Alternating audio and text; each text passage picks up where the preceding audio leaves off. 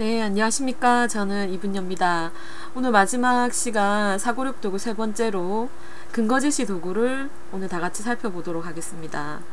우선 그 근거제시 도구 오늘 한글 사이트에 들어왔는데요. 근거제시 도구가 어떤 도구인지 잠시 사이트에 대한 설명들 보시고 어떤 도구인지 살펴보고 그렇게 넘어가겠습니다. 근거제시 도구 사이트에 들어가 보시면 정보의 분석과 평가를 하는 도구다라고 되어 있는데요. 근거를 제시하는 도구입니다. 말 그대로.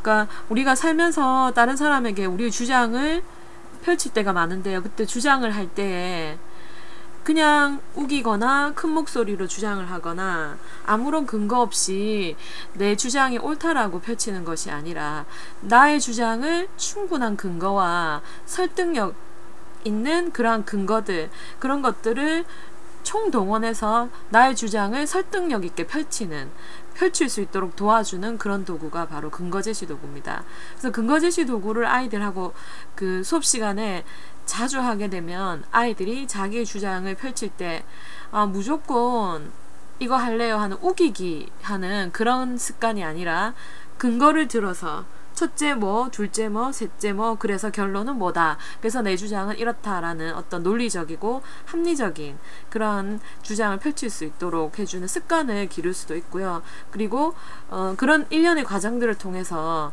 충분히 고차원적인 사고력, 그리고 비판적이고, 그리고 의사소통 능력, 이런 그 비판적인 그 사고력이나 문제 해결력 이런 것들을 같이 함양할 수 있는 그러한 사고력 도구입니다. 그럼 어떻게 이 도구를 활용하고 어떻게 이루어져 있는지 먼저 샘플을 통해서 좀 살펴보도록 하겠는데요. 네, 샘플을 보시면 샘플은 이쪽으로 제가 열어놓은 것 같습니다. 한글화 사이트, 한글화 작업이 된 샘플이 제가 살펴보니까 총 4가지 샘플이 있습니다. 국가 채무, 원인 불명의 질병 증상, 그리고 로미오와 줄리엣 누구의 책임인가, 잭과 콩나무는 도둑이 영웅이 될 수 있는가요? 4가지의 예제가 있는데요. 물론 여기 있는 예제들 전부 다 외국의 교과서를 기반으로 한 예제들입니다. 지금 한글화 작업을 해서 조금 어색하게 되어 있는 부분도 있는데요. 한번 그 로미오와 줄리엣 한번 들어가 보도록 하겠습니다. 우리가 잘 아는 로미오와 줄리엣이라는 그 소설을 다 읽고 나서 하는 활동이거든요. 이 소설을 다 읽고 나서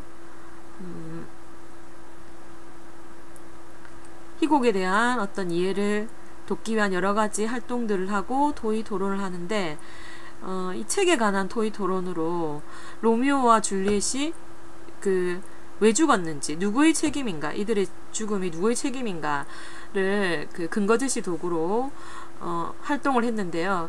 이 베로나 법정에 로미오와 줄리엣을 죽인 그 책임이 있는 누구의 책임인지를 가려내기 위해서 학생들에게 배심원 역할을 하면서 그 책임을 가려내도록 하는 그런 프로젝트의 일부로 근거제시 도구를 활용을 했습니다. 보시면 지금 화면에 보이는 이 이미지가 근거제시 도구 화면이거든요. 근거제시 도구는 일단은 주장을 펼칩니다. 먼저 나는 나의 주장은 이러이러하다라고 주장을 먼저 펼치면 그럼 그 주장을 뒷받침하는 근거는 무엇인가, 그 근거를 쭉 나열한 다음 나의 주장에 그 지지하는 근거는 초록색 칸으로 위쪽으로 올리고 나의 주장을 반대하는, 나의 주장을 약화시키는 그러한 주장들은 아래쪽 빨간색 라인으로 내립니다. 그렇게 해서 모든 그 요인들을 다 먼저 첫째 서베이 하시고 그런 다음 근거들을 분배를 하는데, 이렇게 하고 나면 그냥 시각적으로도 바로 지지하는 초록색깔 칸이 훨씬 더 많고 빨간색 칸이 적죠. 이걸 통해서 내 주장은 설득력이 있다라고 한눈에 파악이 되는 겁니다. 그 설득력의 구체적인 근거의 질이라든가 어떤 근거의 강도, 이런 것들은 또 세부적으로 일일이 보면서 평가를 할 수 있는 거죠. 그래서 근거가 얼마나 질적으로 우수하고 또 그리고 그것이 주장을 얼마나 강하게 뒷받침하는가 아니면은 강하게 반대를 하는가 하는 지지 정도, 질 이런 것들을 종합적으로 평가해서 근거를 만들 수가 있습니다. 그래서 내가 펼치는 그 주장이 과연 옳다라고 펼칠 수가 있고요. 이때 근거는 모든 학생들이 다 올립니다. 그래서 근거에는 지지 근거가 있고 또 반대하는 근거들도 같이 함께 쌓일 거고요.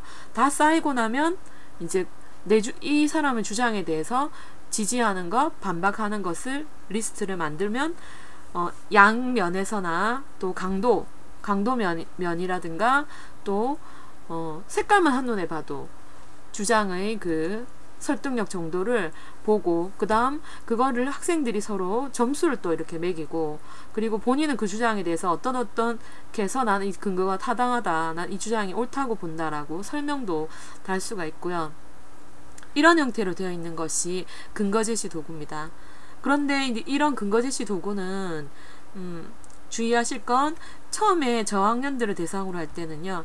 지지나 질에 대해서는 조금 안 하셔도 되는 거죠. 이런 부분 생략하고 먼저 근거를 찾는 연습을 해서 그 근거가 내 주장을 뒷받침하는지 아니면 내 주장에 반하는 반증들인지를 분류를 하는, 유목화하는 그런 그 활동들도 펼치고 주장을 적절하게 해주는 이런 부분들까지만 충분히 트레이닝이 되면 이런 부분을 조금 더 업그레이드 시켜서 그때는 지지 정도나 근거의 질도 파악하는 단계까지 올라가서 훨씬 더 완성도 높은 주장을 할 수 있게끔 그렇게 선생님들께서 이 근거 제시 그 도구를 활용하는 범위를 점차 넓혀 가주시면 아이들이 이 도구에 대한 거부감이 많지 않을 거라고 생각하고요.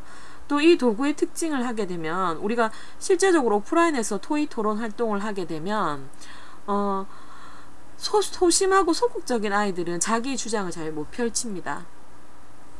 그거 다 경험하시지 않습니까? 그죠? 하라 해도 할 수 없는 그들의 입장을 우리가 충분히 다 아는데요. 그런데 실제로 이 온라인상에서 이걸 한다 그러면 그렇게 말문을 딱 닫고 있는 아이들도 근거를 찾아서 올리고 자신의 주장을 올린다는 겁니다.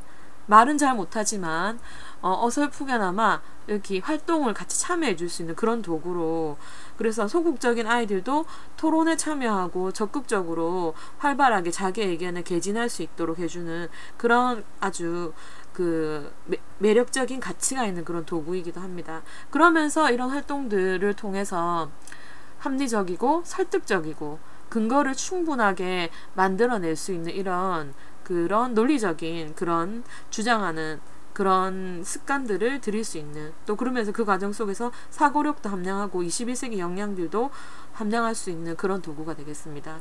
그러면 지금부터 도구의 사용법을 한번 배워보도록 하겠는데요.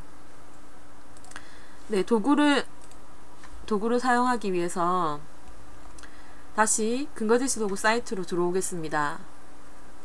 네, 근거제시 도구도 마찬가지로 앞서서 우리가 했었던 비주얼 랭킹과 그리고 추론하기 도구와 마찬가지로 항상 사고력 도구는 교사가 먼저 교사 작업 공간에 들어가서 미리 학생들이 그 사고력 활동을 할 수 있는 프롬프트 질문을 먼저 만들어서 작업 공간을 세팅을 해 두셔야 됩니다. 그리고 설정이 된 그 작업 공간에 관한 교사 아이디, 학생 아이디와 비밀번호를 아이들에게 알려줌으로써 학생들이 그 작업 공간에 로그인해서 활동을 하고, 또다시 선생님은 그 교사의 작업 공간에서 아이들의 활동을 컨트롤하고 또 촉진하기도 하고 코멘트로 아이들과 또 더 열띤 토론을 펼칠 수도 있고요. 아이들의 문제를 해결해 줄 수도 있고, 그리고 또 마치고 나서는 또 마친 그걸 가지고 또 다른 사고력 활동을 계속해서 이어나갈 수가 있습니다.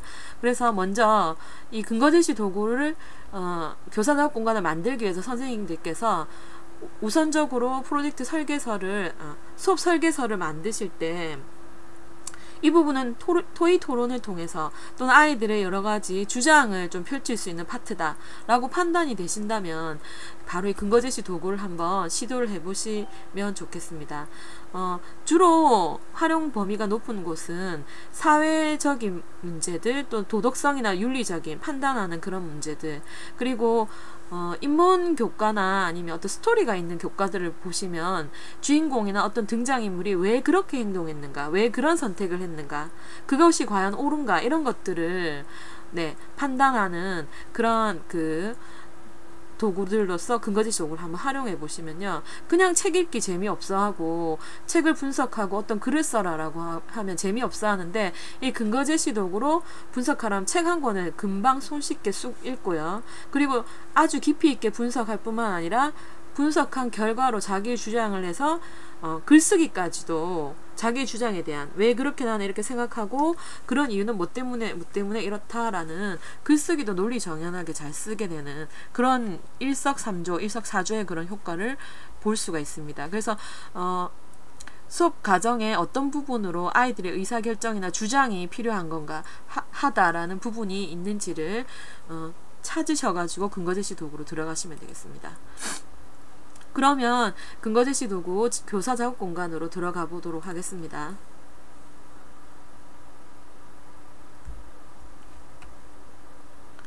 네, 교사 작업 공간 로그인 하시면요. 아까 로그인 해놨었는데.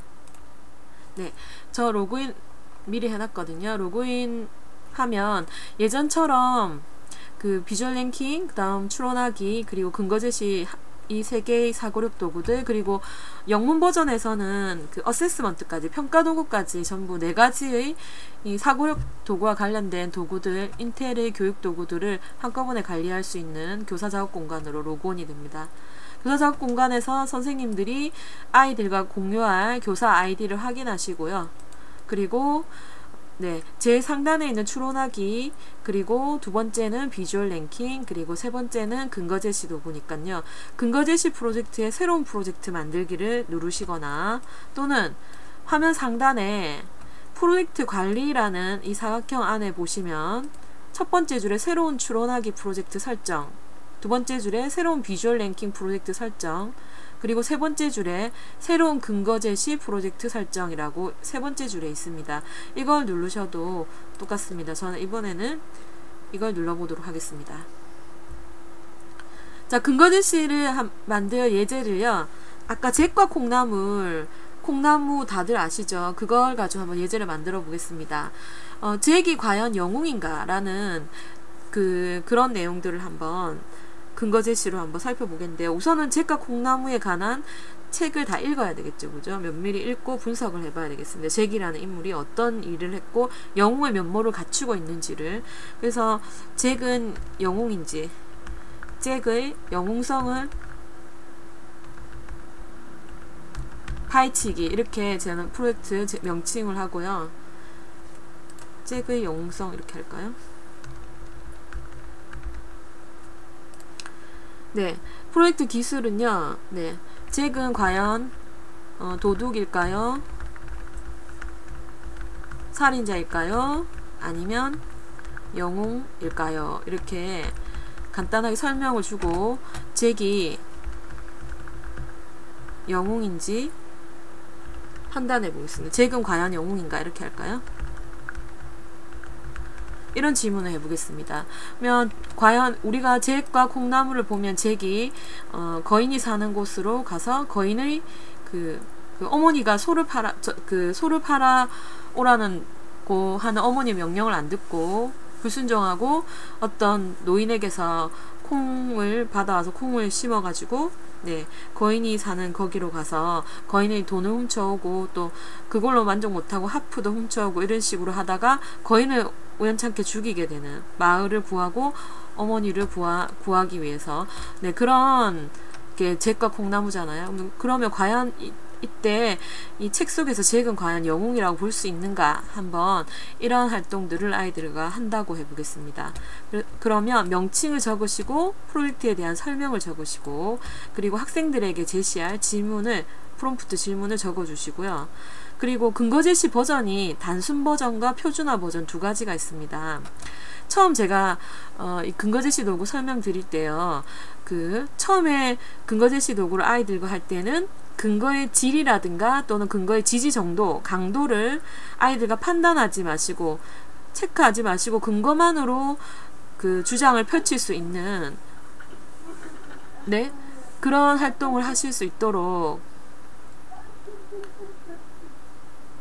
그렇게 네, 이 무슨 소릴까요? 그렇게 해서 점점 지지와 강도도 평가할 수 있도록 확장해 나가라고 말씀드렸죠.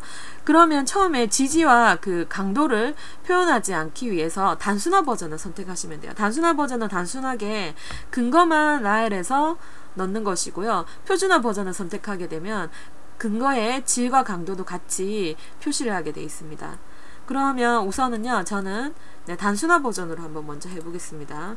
단순화 버전으로 선택을 하시고, 그 다음 그 밑에 보시면 지금까지 비주얼 랭킹이나 추론하기 도구는 명칭, 기술, 그리고 질문만 던지고 바로 확인을 누르면 완성이 됐는데요. 이 근거 제시 도구는요, 초기 학생 작업 공간을 설정해 주셔야 됩니다. 설정해 주셔도 되고 안 해 주셔도 되는데요. 한번 작업 공간을 한번 보겠습니다. 초기 학생 작업 공간 설정하기를 눌러 보시면요. 네.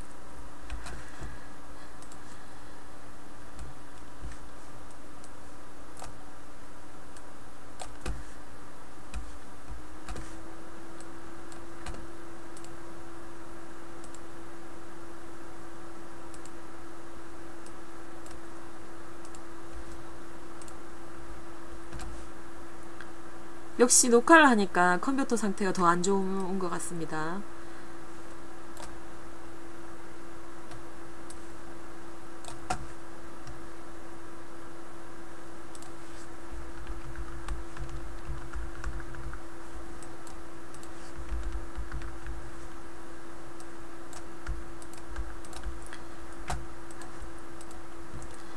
네, 명칭, 설명, 그리고 질문을 적고 표준화 버전을 할 것인지 단순화 버전을 할 것인지 보시고 초기 학생 작업 공간 설정하기 다시 한번 눌러보겠습니다. 네, 역시 지금 잘 안되고 있네요.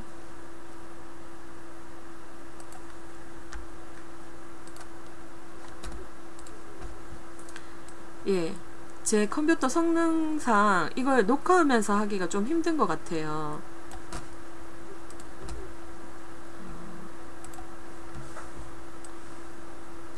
다 지우고 다시 한번 해볼게요.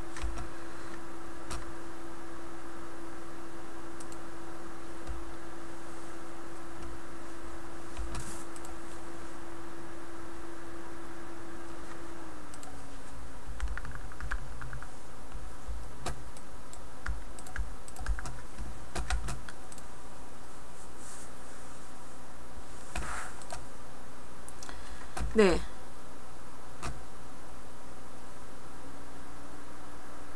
지금 이거는 저의 문제인가요? 혹시 선생님들 중에서 들어가 보신 분 있으십니까?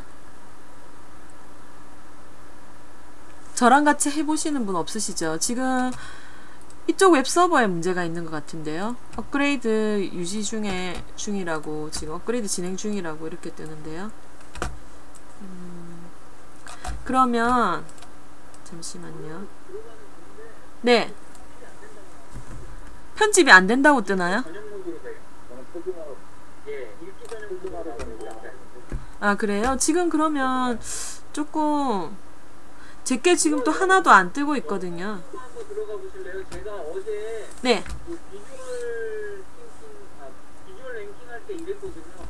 아, 그랬어요?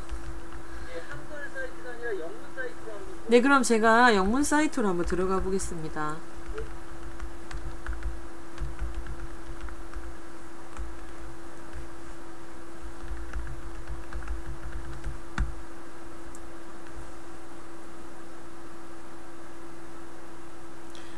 근데 존재하지 않는다고 뜨는데요.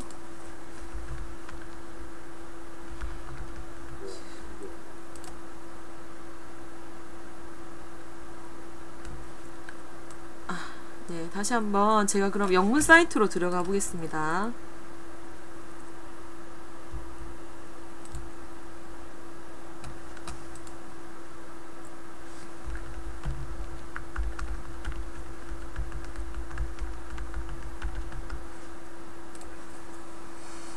네, 오늘도 참 예기치 않은 그런 상황이 발생이 됐네요.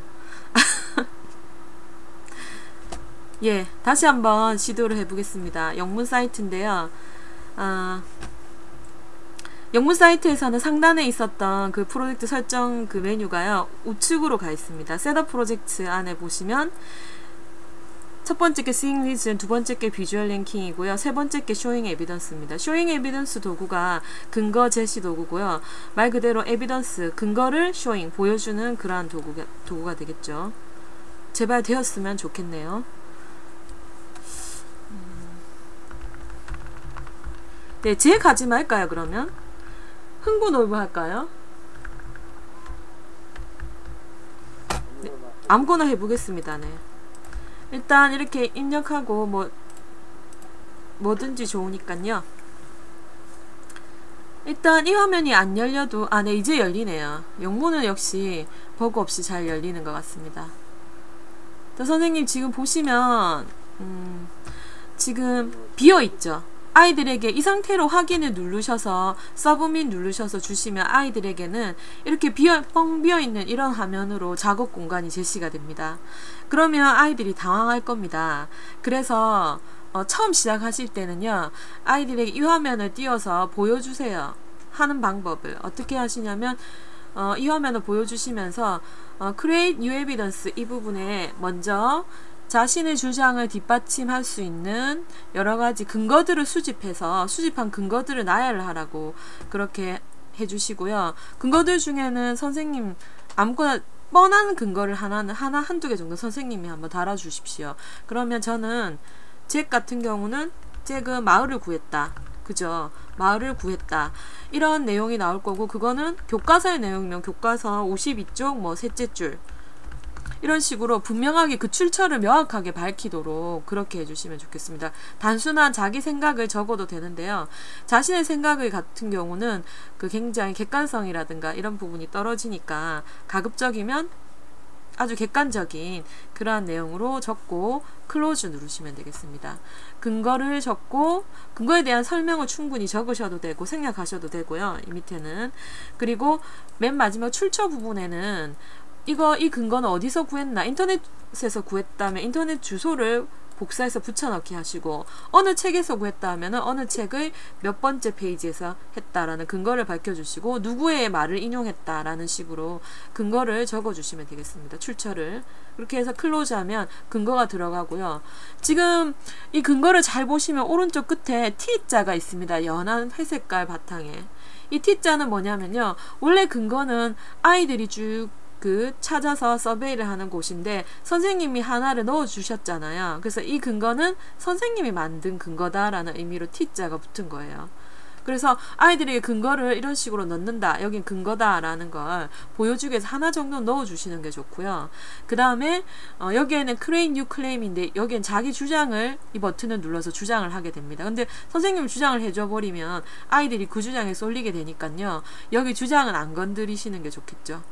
필요한다면 이곳에 본인의 주장을 펼쳐보세요 라고 그런 내용으로 하나를 올려주셔도 되겠습니다.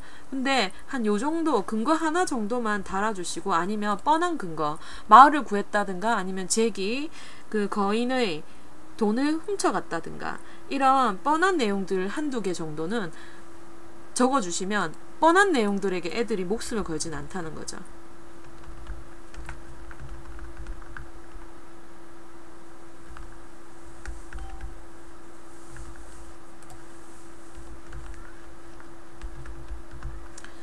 자, 이런 식으로 뻔한 내용 두 개를 저는 넣었고요. 그리고 이 위쪽에 보면 초록색 코너 위쪽에요. 오른쪽 T자 옆에 보면 코너에 삼각형이 하나 있습니다. 삼각형 모양. 이게 눌러보시면요, 여기에 어떤 코멘트를 다실 수가 있습니다.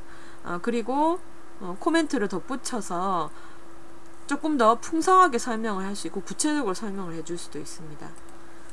자, 요 정도 선으로 하고요. 선생님들께서 이 부분을 어느 정도 주셔도 되고, 그리고 어느 정도 아이들과 근거제시 도구에 대한 훈련이 되면 이 윗부분까지만 해서 텅 빈 공간으로 아이들에게 던져주시면 아이들이 이제 알아서 하거든요. 그래서 처음 한두 번 아이들에게 사용법을 주지시킬 겸해서 보여주시면서 근거를 적어주시고, 네, 확인 버튼을 제일 아래쪽에 있는 버튼을 눌러주시면 작업 공간이 완성이 됩니다. 네, 그러면 완성된 이 작업 공간, 잭은 영웅이다라는 공간에요, 그 아이들 작업에 참여할 아이들의 팀들을 배정을 하는 그 공간으로 넘어오게 됩니다. Add Student to Workspace라는 이걸 누르셔가지고요. 학생팀을 이 프로젝트의 작업 공간에 배정을 하도록 하겠습니다. 네, 개별적으로 배정하기 위해서는 이 블랭크라는 빈란에 적어주셔도 되고, 아니면 한꺼번에 여러 개의 팀을 만들기 위해서 팀들을 구성을 해보도록 하겠습니다. 그래서 Create a set of new teams라는 이 버튼을 눌러주시고요. 네, 4개의 팀을 만들어서 한번 연구를 해보겠습니다. 저지먼트 할까요? 뭐 그냥 간단하게 닥터라고 하겠습니다. 그냥 네, 이렇게 4명의 박사님 팀을 네, 구성을 해서 Done을 눌러서 완성을 해보도록 하겠습니다. 자, 이렇게 하면 재근 영웅이라는 근거 제시 도구 안에, 그 프롬프트 안에 박사 01번부터 04번까지 배정이 되었는데요. 선생님들께서 한번 지금 다들 그 닥터 01번으로 한번 들어와 봐 주시기 바랍니다. 네, 작업 공간 주소는요.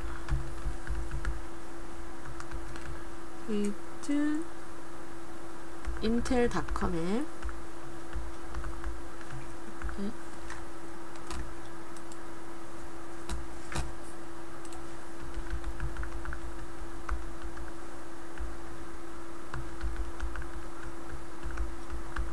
네, 이 사이트로 들어와 주시면 되겠습니다. 아이고, HTTP가 빠졌네요. 근데요, 그냥 학생 로그하면 되지 않아요? 선생님 아이디. 네, 그 학생 로그온 아이디 불러드리겠습니다. 교사 아이디는 아까 보셨다시피 네, 전지현이죠. 죄송합니다. 그리고 학생은 D자가 대문자네요. 제가 왜 그랬을까요? 닥터 01번부터 04번까지니까요. 01번만 들어가지 마시고 02, 3, 4번도 같이 들어가 주시면 좋겠습니다. 네, D자 대문자로 하셔가지고 들어가 주시고요. 비밀번호는 복사해서 붙여넣기 해주시면 되겠습니다.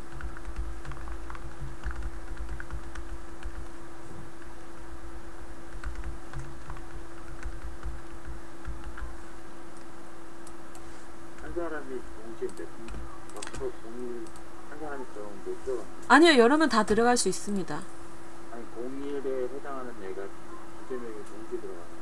그럴 수도 있어요. 버그가 안 나더라고요. 근데 한 시스템 안에 여러 명의 아이디로 동시에 접속을 하니까 이제 중단이 된다거나 이런 현상이 발생을 했는데요. 비밀번호 잘 못 들었습니다. 비밀번호는 닥터 01 이걸 그대로 입력하시고 복사해서 붙여넣기 하시면 되겠습니다, 선생님. 자, 학생 로그온 한번 해볼까요?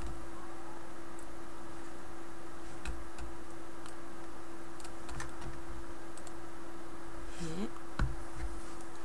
학생으로 한번 제가 로그온 해보겠습니다. 사이트에서 교사 워크스페이스 바로 밑에요. 쇼잉 에비던스가 아닌가요?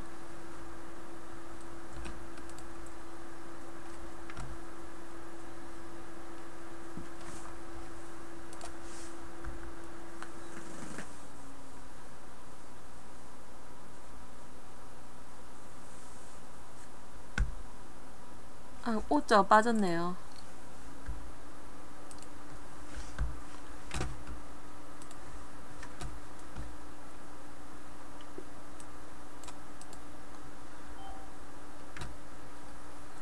네, 선생님께 알려드린 거기 주소에 오자가 빠졌습니다, 선생님. 네, 쇼잉 에비던스 도구에 네, 학생으로 로그온 한번 해보겠습니다. 학생 로그온 버튼을 누르시고요. 네, 교사 아이디 전지현 입력하고 학생은 D자 대문자에 닥터 01이고 비밀번호는 그대로 복사해서 아이디를 붙여넣기 해주시면 되겠습니다. 근데 영문은 그대로 입력하셔도 되는데 한글의 경우는 반드시 이렇게 하셔야 됩니다. 한글 버그가 좀 있어서요. 자, 이렇게 해서 사인인 해보겠습니다. 네, 들어오시면 재근 영웅이라는 프로젝트가 있고요. 학생들은 프로젝트 이름을 클릭해서 작업 공간으로 들어가도록 하겠습니다. 자, 작업 공간에 오시면 텅 빈 이 작업 공간에 아이들에게 주장을 펼치게 하시는데, 주장은 먼저 제일 왼쪽 상단에 있는 Create New Claim이라는 이 버튼을 눌러주시면 되겠습니다. 자, 새로운 주장 만들기거든요. 이걸 누르셔서 자, Your Claim이라는 곳에 주장을 입력을 하면 되겠습니다. 만약에 주장이 잭은 영웅이 아니라고 생각한다, 이렇게 적어주시면 되겠죠. 아니면 또 나는 잭은 영웅이 아니라고 생각한다, 뭐 이렇게 자기 주장을 적으시고요. 그리고 주장에 대한 근거를 쭉 달아야 되는데, 이 근거는 나뿐만 아니라 다른 친구들도 근거를 다 달 수가 있습니다. 이 주장에 대한 근거만 찾아서 드래그 앤 드랍을 하면 되고요.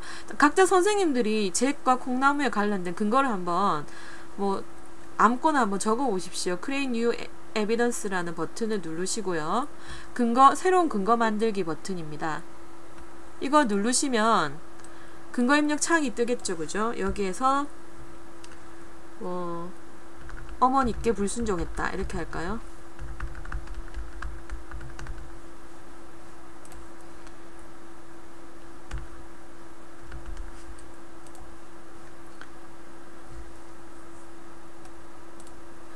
그리고 선생님 지금 근거에 잘 보시면요, 그 근거를 달고 나면 제일 끝번째에 빈칸이 하나 있을 겁니다. 아까 말씀드렸다시피 끝에 T자가 있는 건 선생님이 입력해줬다는 표시라고 했죠, 그죠? 이건 교사가 입력해준 근거는 T자가 달리고요, 학생들이 직접 입력한 건 T자가 달리지 않습니다.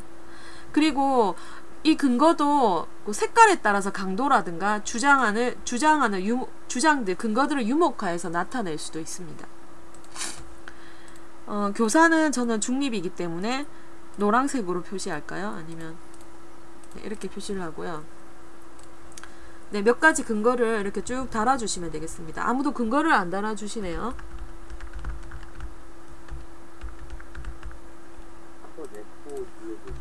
아, 네, 벌써 달아주셨군요.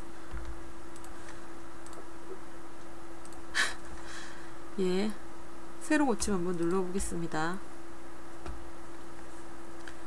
네, 이렇게 근거를 쭉 달면은, 근거를 달 때는요, 이쪽으로 벌써 드래그 앤 드랍까지 다 하셨네요. 네, 선생님.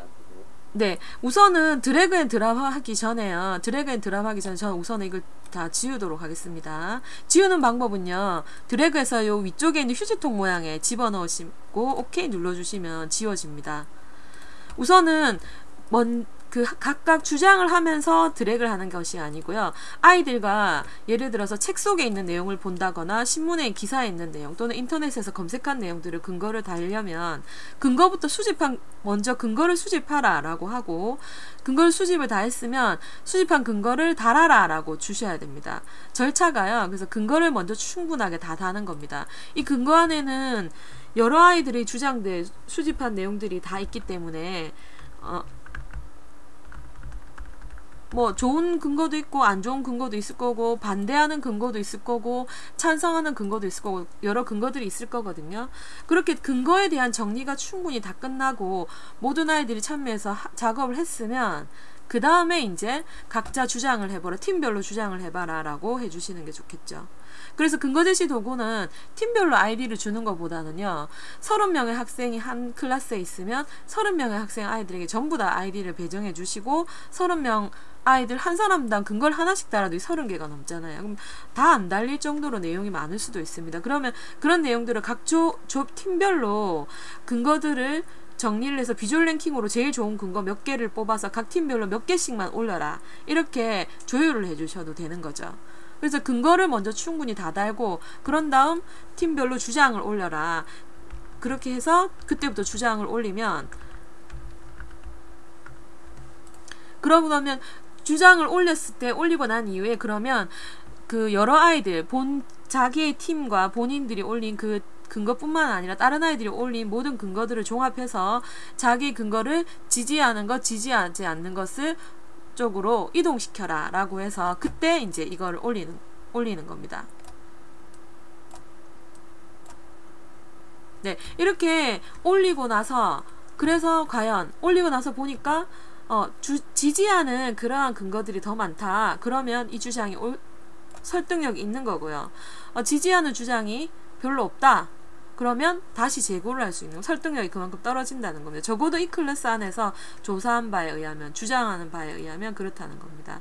그래서 그 이런 옆에 있는 근거들을 종합해서 볼 때 네, 잭은 영웅이 아니다. 이런 식으로 근거에 대한 설명을 하고 주장을 할 수 있는 거고요. 그리고 이걸 보고 있는 다른 아이들, 다른 팀의 아이들도 평가를 할 수 있는 겁니다. 아, 이거는 좀 믿을 수 있다. 이렇게 4점 정도 주고 싶네. 이렇게 평가를 하고 저장을 해주시면 되는 겁니다. 이런 식으로 되어 있고요.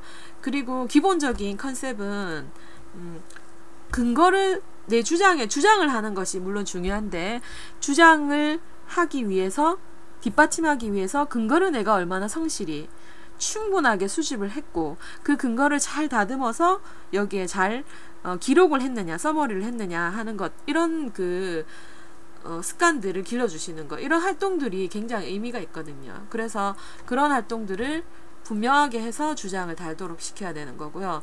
그리고 이쪽에 있는 버튼들 잠깐 살펴보면 저장 버튼부터 한번 보겠습니다. 디스켓 모양 저장이고요. 그 다음 두 번째는 네, 리포트로 출력을 해주는데요. 뭐 그 비주얼하게 보이던 것을 그냥 이렇게 쭉 줄 단위로 표시를 해 놓은 겁니다. 그리고 네, 이런 문제가 있군요.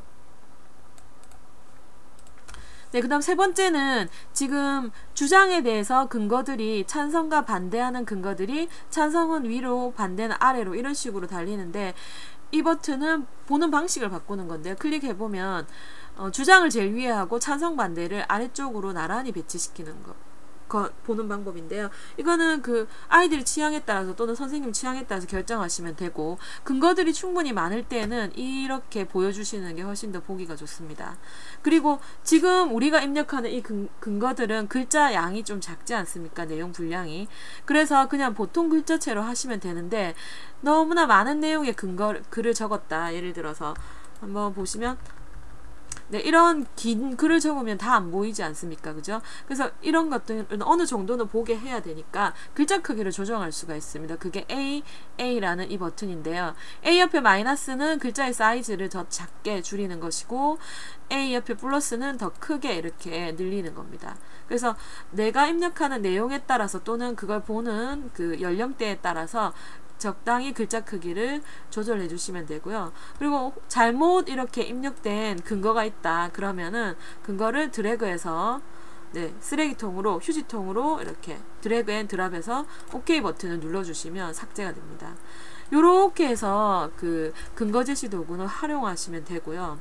어떤 경우든 주장을 한다거나 아니면 판단을 해야 된다거나 결정을 내려야 된다거나 이런 거리가 있다면 이 근거 제시 도구를 활용해 보시면 굉장히 유용할 겁니다. 그리고 근거 제시 도구를 하고 나서 이걸로 이제 이 주장이 옳구나 하고 그렇게로 끝내는 것이 아니라 그걸 계속 더 이어가서 해주는 것이 더 좋죠.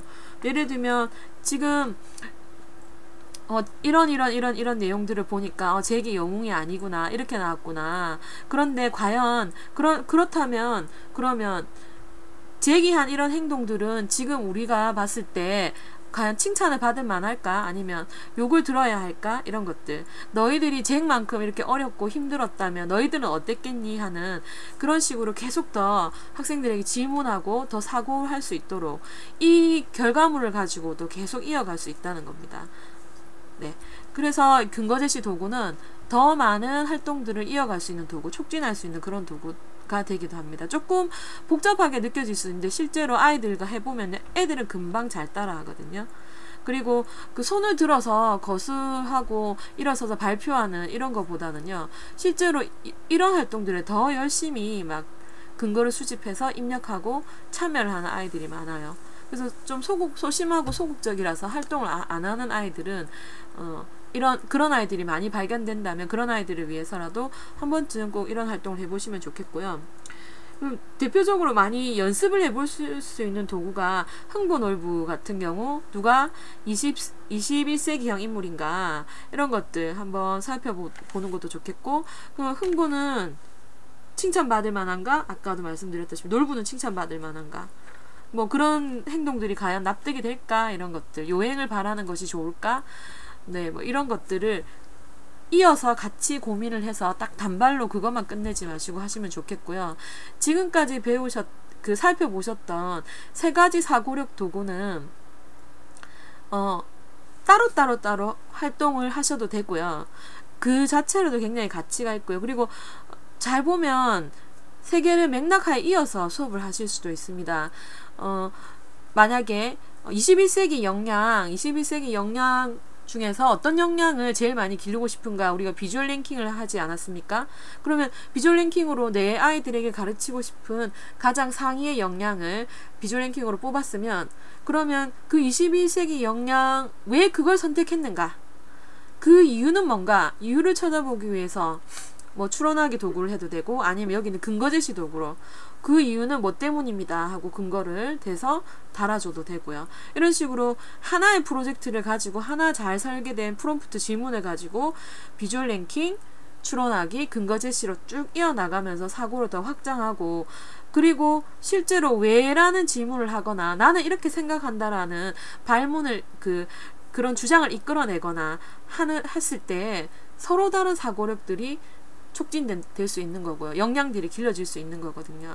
그래서 조금만 바꿔주고 조금만 자극을 해도 아이들이 길러질 수 있는 부분들이 무궁무진하니까 이런 도구들이 선생님도 수업을 촉진해 줄 수 있고 아이들의 사고력을 자극해 줄 수 있는 유용한 도구라고 저는 생각하고요. 또 이 도구들의 장점이 뭐냐면요, 사고력을 이렇게 굉장히 보기 좋게 시각화해 줄 수 있는 거, 그리고 하고 나면 이걸 그대로 캡처를 하셔도 되고 포트폴리오로 그대로 남기시고 또 다음 사례로 활용하실 수도 있거든요. 제가 지금 벌써 4년 전 훨씬 더 오래됐죠. 이런 내용들이 아직도 계속 남아 있거든요. 그러면 이게 또 다음 수업에 중요한 수업 자료로서 활용이 될 수 있으니까 선생님 개인에게는 수업 노하우가 또 될 수도 있고요. 그리고 또 한 가지는 이런 활동들은 충분히 오프라인 활동하고 같이 병행을 할 수 있는 것들이거든요. 컴퓨터 상황이 여의치 않거나 어떤 네트워크 상의 문제가 있다면 오프라인에서 그대로 이어서 진행을 할 수 있기 때문에 온라인이 잘 안 된다고 해서 내 수업의 흐름이 끊어지진 않는다는 거죠. 조금 방향을 틀어서 계속 이어나갈 수가 있고, 또 오프라인에서 했던 것을 이어서 다시 온라인으로 돌아와서 할 수도 있거든요. 그래서 그런 부분에서 굉장히 용이하고, 지금 현재 이런 부분들도 계속 모바일 작업이 진행되고 있는 걸로 알고 있기 때문에요. 앞으로도 더 쓰임새 있는 그런 도구로 저는 자리매김하고 할 수 있을 거라고 생각하거든요. 여기까지 근거 제시 도구에 대한 설명은 마치도록 하겠습니다. 오늘 좀 시스템 관계가 여의치 않은 점 양해 부탁드리겠습니다. 네, 감사합니다. 질문 없으신가요? 강도 표현하고 지지 표현하는 것들도 같이 한번 보실까요, 그러면? 네, 그러면 프로젝트로 돌아가서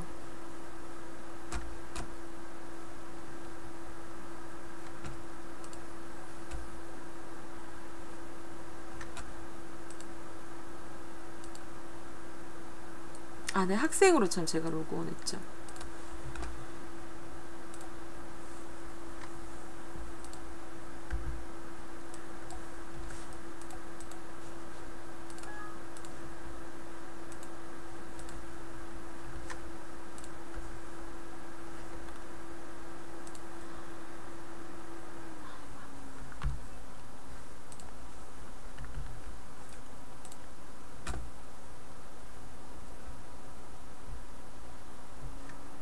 다시 그러면 교사형 작업 공간으로 들어가도록 하겠습니다.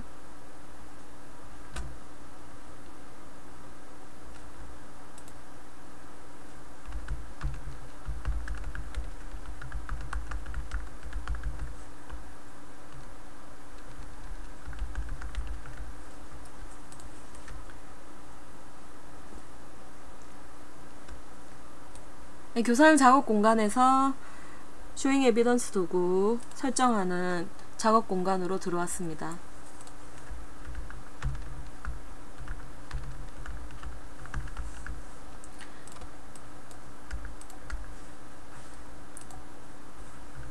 선생님, 네.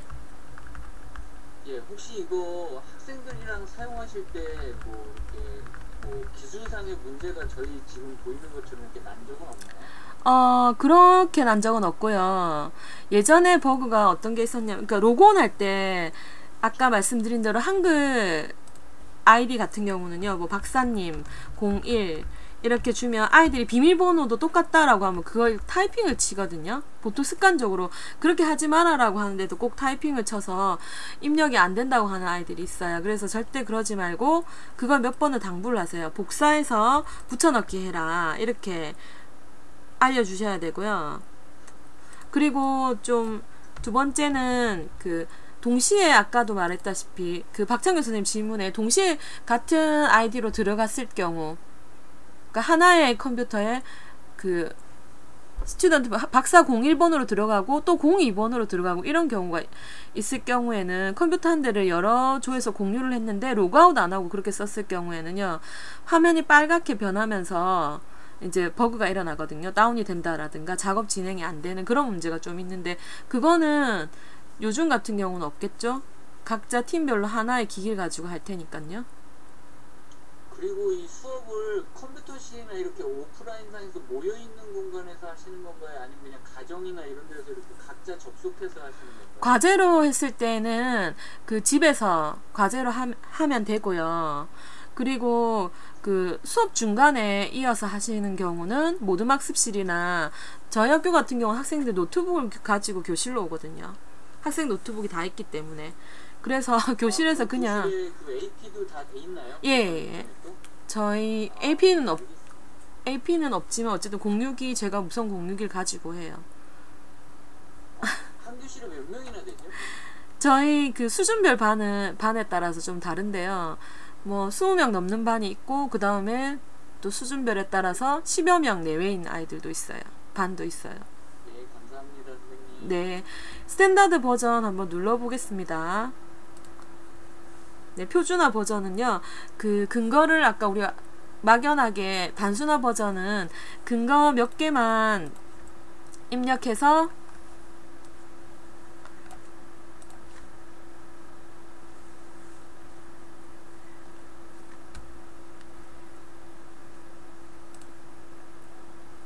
바로 달고 끝냈죠, 그죠? 그런데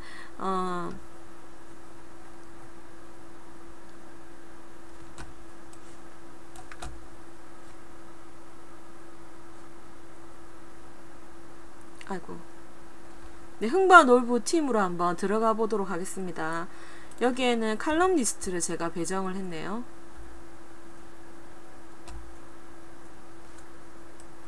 칼럼 리스트 01로 해서 한번 학생 입장으로 들어가 보도록 하겠습니다. 아, 교사용에서도 볼 수가 있는데.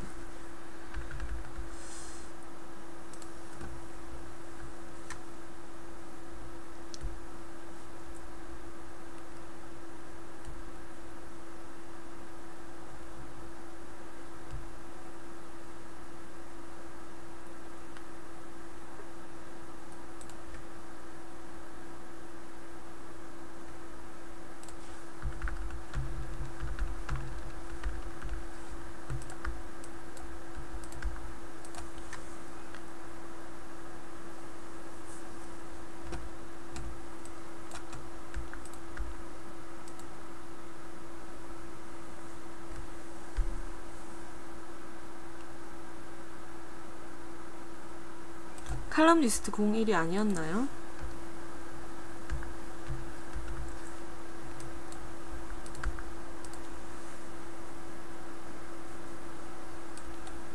네, 큰일이네요.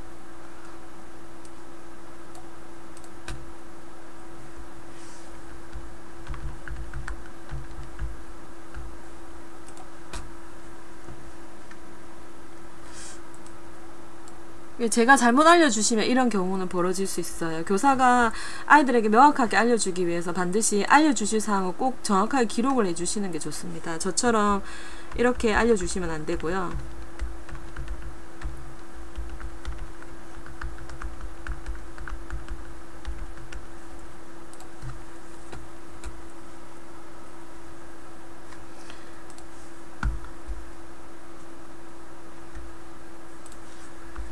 네, 이제 로고온도 잘 안 되네요.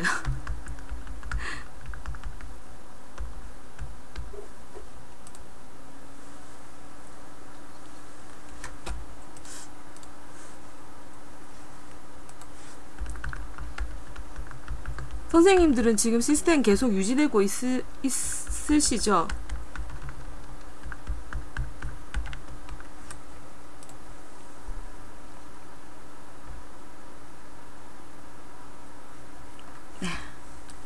저는 아까부터 계속 이렇게 제시를 하고 그러는데 제 자료가 선생님한테 보여지질 않더라고요.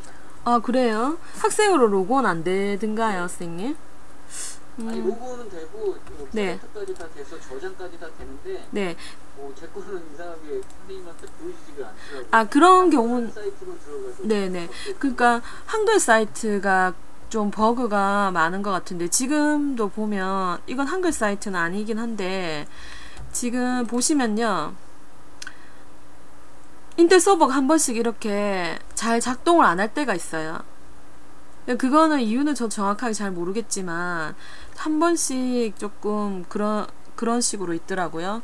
그래서 조금 그 부분은 조금 제가 뭐 어떻게 해줄 수 있는 부분이 아니라서 서버의 상태에 따라서 좀 그런 것 같아요.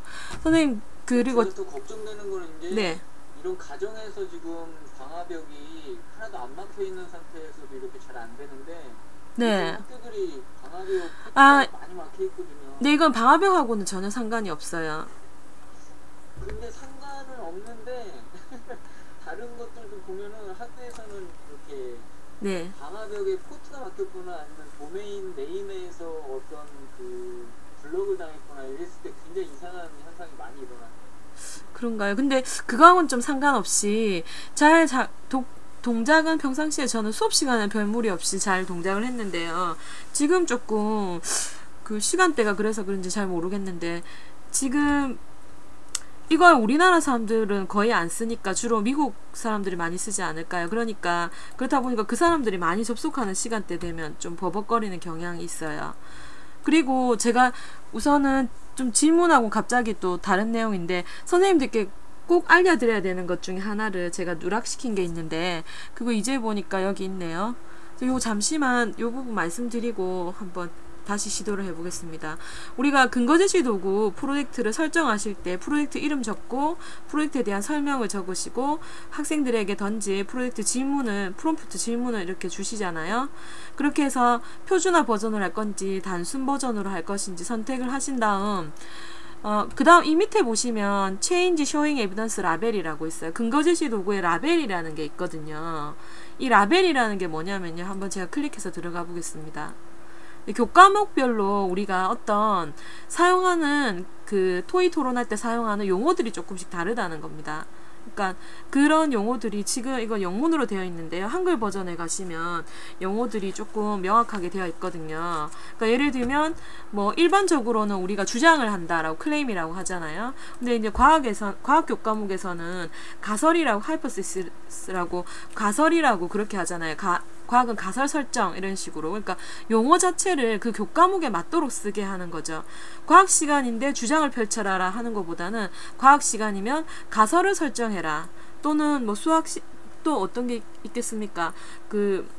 또 프로포지션 제안을 해도 되겠죠. 과학은 제안을 한다거나 가설을 설정한다거나 이렇게 하고요. 그리고 수학 같은 경우는 추측을 한다거나 그 다음 또 사회과학이나 일반 과학에서는 예측도 가능하겠죠. 그죠? 프로딕션을 하거나 그리고 뭐 그 언어 부분에서는 네, 명제라고 할 수 명제 언어 부분 어학 관련해서는 명제를 제시해라 이런 식으로 그렇게 주셔도 되고 그냥 주장하셔도 되고 명제라고 하셔도 되고요.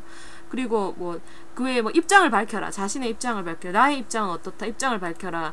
그럼 제안하라. 뭐 전제를 하라. 어떤 역사적인 사건은 어떤 전제하에 뭐가 이루어진다. 이런 용어적인 부분을 그 교과에 맞게끔 사용함으로써 목적을 명확하게 해줄 수 있거든요. 그래서 라벨을 내가 과학 선생님이면 사이언스 라벨로 바꾸셔가지고 이걸 주장을 하는 대신에 추측을 하고 가설을 설정하도록 바꿔주시고요. 수학 교과에 맞게끔 해당하는 자신이 가르치는 교과에 맞게끔 이렇게 라벨을 바꿔주시면 조금 더 유목적적인 유의미한 활동을 하실 수가 있어요.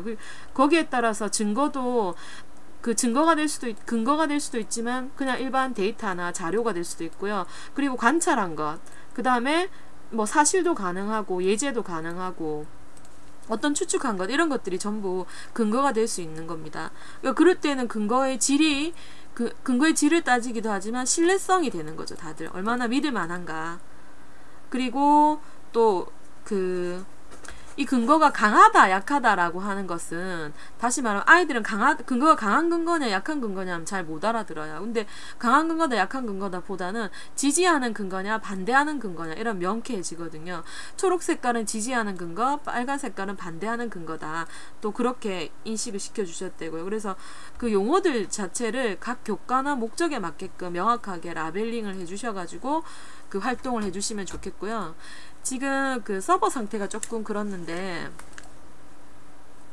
한 번만 더 시도를 해보고, 네, 계속 지금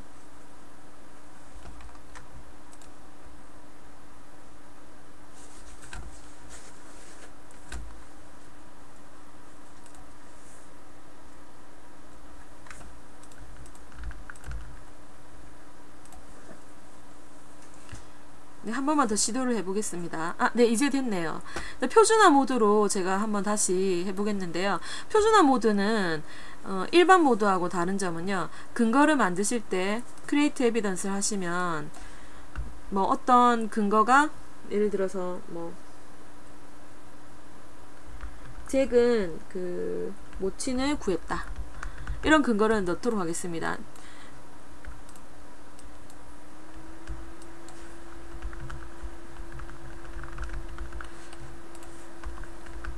자, 이 책 55쪽에서 모친을 구했다는 사실을 명백하게 찾았으니까요. 이 근거를 평가를 하실 수가 있어요. 그래서 요 앞에 보면 근거를 평가하는 평가하기가 있거든요. 이걸 누르셔가지고 근거의 질을 평가를 할 수 있습니다. 아까는 이 근거의 질을 평가하는 항목이 없이 근거만 입력하고 말았잖아요. 근데 이제 표준화 모드로 가게 되면 반드시 입력하는 이 근거가 얼마나 질적으로 좋은가 나쁜가를 평가를 할 수 있습니다. 책 안에 있거나 어떤 믿을 만한 그런 그 저널이라든가 신문 보도라든가 언론 보도라든가 이런 것들이면 충분히 높은 점수를 줘도 되는 거죠. 그죠? 그런데 막연한 주장이거나 떠돌아다니는 그런 어떤 벌크 정보라거나 이런 경우는 낮은 점수를 받을 거고요. 그래서 근거를 주장을 매길 수 있는 이런 안목도 어느 정도 평가를 위한, 비판적인 사고력을 기르기 위한 그러한 그 중요한 부분이기 때문에 나중에 아이들과 어느 정도 이 근거 제시 도구가 익숙해지시면 이런 부분을 표준화 도구로 확장해 주시면 좋겠습니다. 그래서 근거의 질을 이렇게 클릭을 하셔서 별점 5점까지로 주실 수가 있습니다. 그러면 질이 달려있는 채로 근거가 만들어지는 거고요. 그리고 create new claim으로 제가 주장을 해보겠습니다.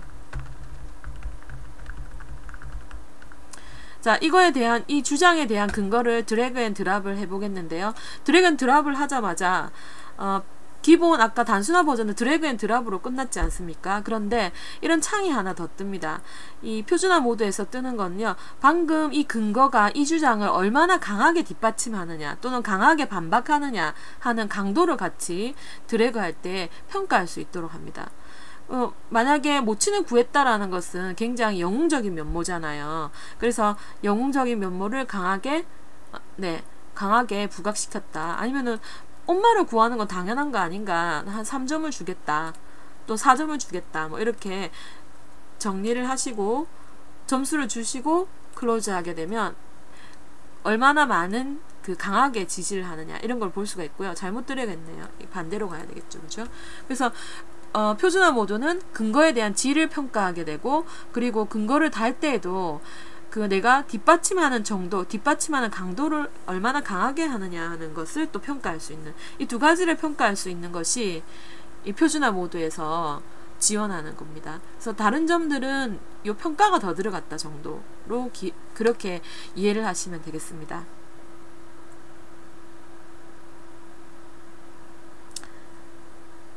네, 선생님. 이 정도로 그러면 그 쇼잉 에비던스 툴, 근거 제시 툴에 대한 그 안내는 마치도록 하겠습니다. 네, 다음 또 뒤이어서 강의가 있으실 건데요. 질문 있으신 분은 질문해 주시고요. 저는 이 정도 선에서 마무리 지을까 합니다.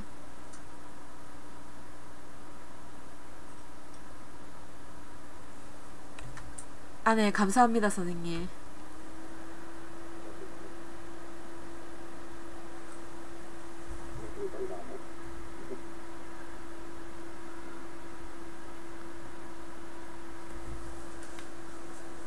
네, 감사합니다. 쉬시고 또 이어서 다음 강의하실 선생님 준비해 주시고요.